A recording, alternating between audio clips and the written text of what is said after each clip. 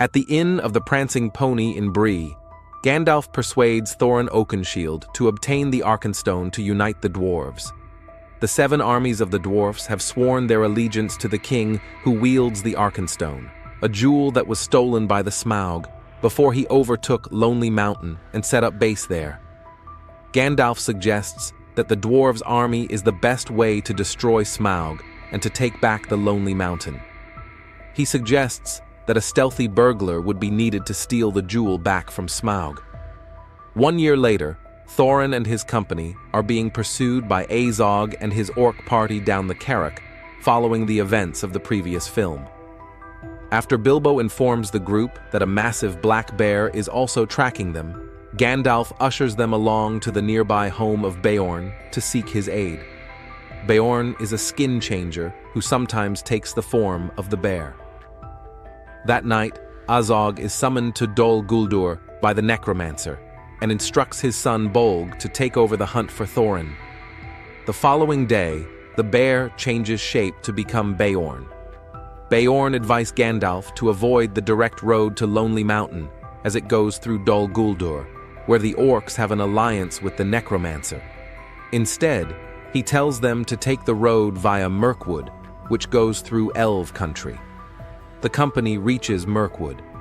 Here, Gandalf discovers black speech graffiti imprinted on an old ruin, and abruptly leaves without explanation after warning them to remain on the path and wait for him before entering the Lonely Mountain. However, they lose their way and are caught by giant spiders. Bilbo, with the help of the One Ring, sets about freeing the dwarfs, which results in him dropping the ring.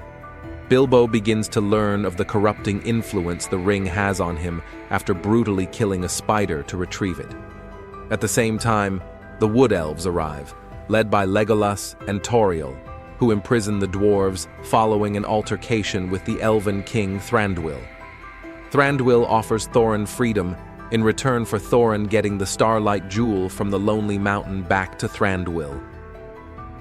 Thorin confronts the king about his neglect of the dwarves of Erebor following Smaug's attack 60 years earlier and is consequently imprisoned with the other dwarves.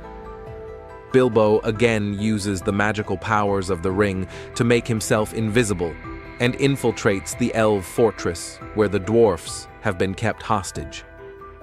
He manages to arrange an escape using empty wine barrels that are sent downstream.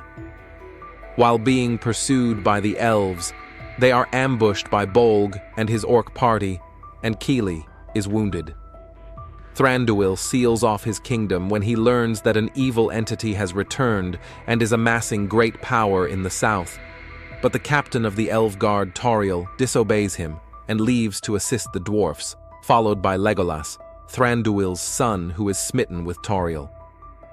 Meanwhile, Gandalf meets Radagast to investigate the tombs of the Nazgul, which are found empty.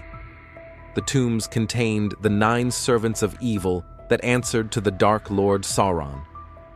Gandalf reveals to Radagast that they answer to only one master, and that Sauron has returned. The company then meets a man named Bard, who smuggles them into Esgaroth, the lake town where the descendants of Dale now reside. Thorin promises the master of Lake Town and its people a share of the mountain's treasure for their assistance and receives a grand farewell. Kili is forced to stay behind, tended by Fili, Oin, and Bofur.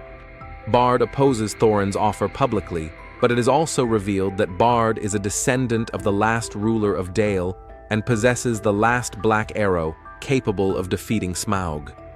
Bard's ancestor had fired 3 arrows at the Smaug and managed to injure it, but could not defeat it in battle. Meanwhile, Gandalf returns to Dol Guldur in the south, while Radagast is sent to warn Galadriel of their discovery at the tombs. Gandalf finds the ruins infested with orcs and is subsequently attacked by Azog.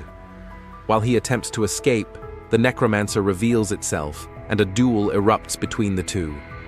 The necromancer overpowers Gandalf and reveals its true identity as the Dark Lord Sauron.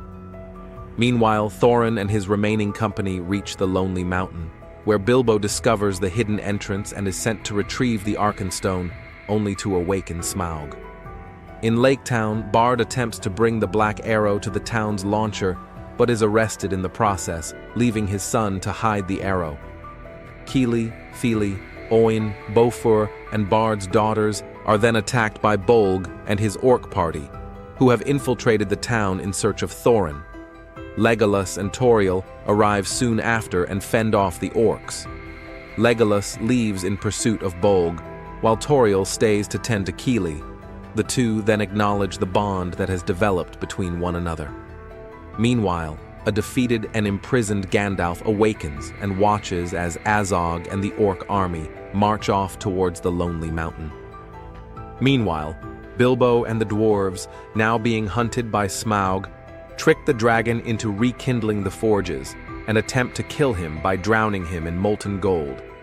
However, Smaug emerges and stumbles out of the mountain, determined to destroy Lake Town and its people for aiding the dwarves.